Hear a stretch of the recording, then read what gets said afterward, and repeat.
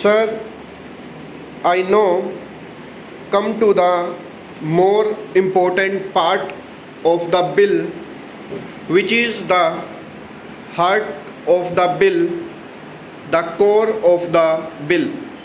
This is about the rate of tax. I will presently read portions from the Chief Economic Advisor's report. The heart of this bill is what the tax will be. It is not a matter between the Union Finance Minister and the State Finance Ministers. There is a third line to the triangle, that is the people of this country. Every Union Finance Minister wants to maximize revenues. Every state finance minister is under pressure to maximize revenues. There is nothing wrong with that.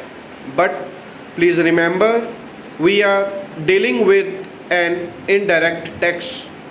An indirect tax, by definition, is a regressive tax. Any indirect tax falls equally on the rich and poor. If you buy a soft drink bottle, whether a rich buys it or a poor man buys it, he pays the same excise duty on the soft drink bottle.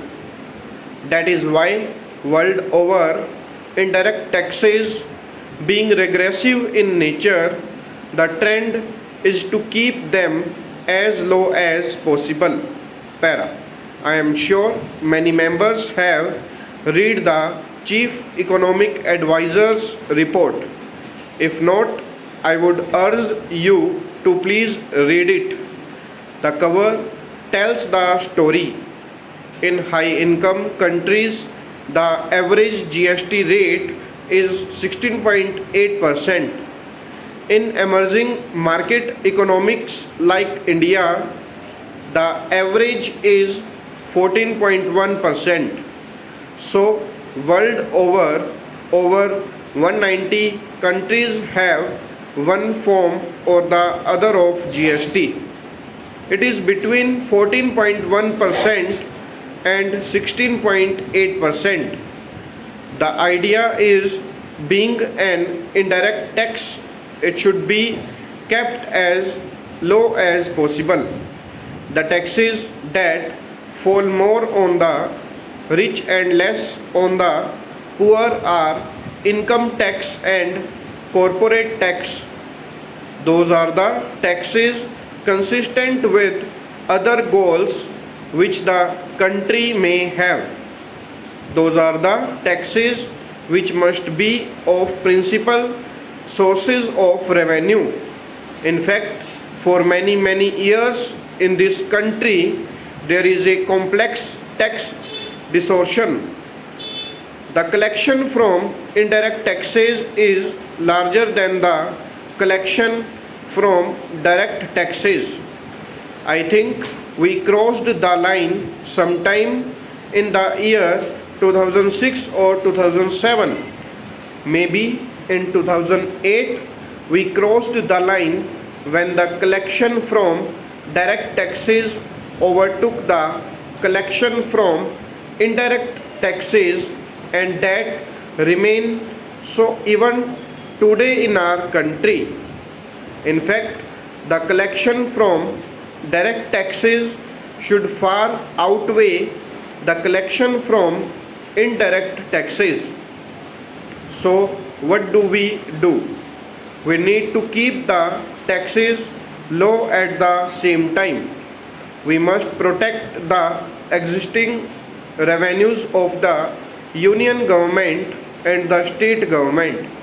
So, how do we go about it?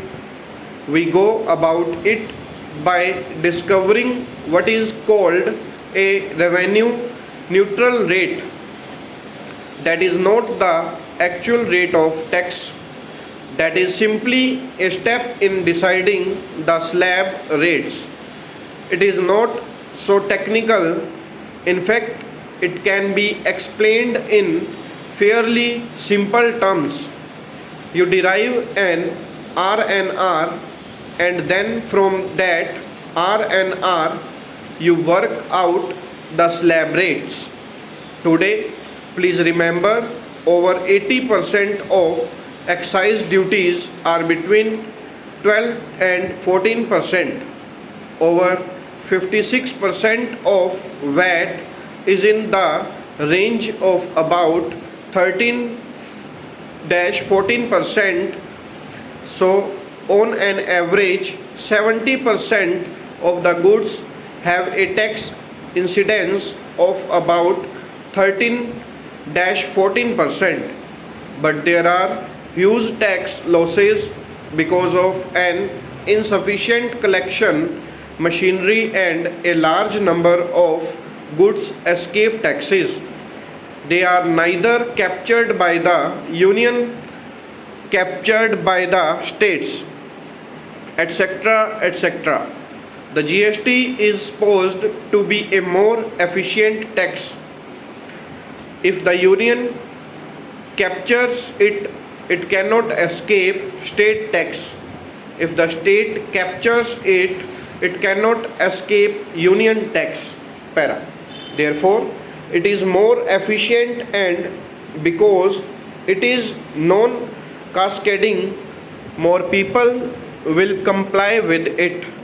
Because it is a self-audit method, a chain of transactions, it is very difficult to escape the tax. All these are argued everywhere, and I don't wish to repeat those arguments. Now, the chief economic advisor of the government, working with experts, including state government representatives, arrived at an RNR of 15 to 15.5, and then suggested that the standard rate should be 18. The Congress party did not pluck 18 from the air. This 18 came out of your report. The standard rate must be 18. You can have then a lower rate less than 18, and you can have a demerit rate of more than 18. But the standard rate, the rate that will apply to most groups and most services, must be 18.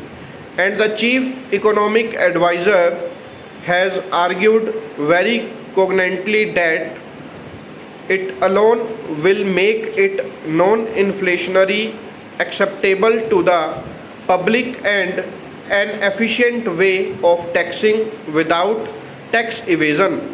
Now, when we say cap the tax rate, what are we saying?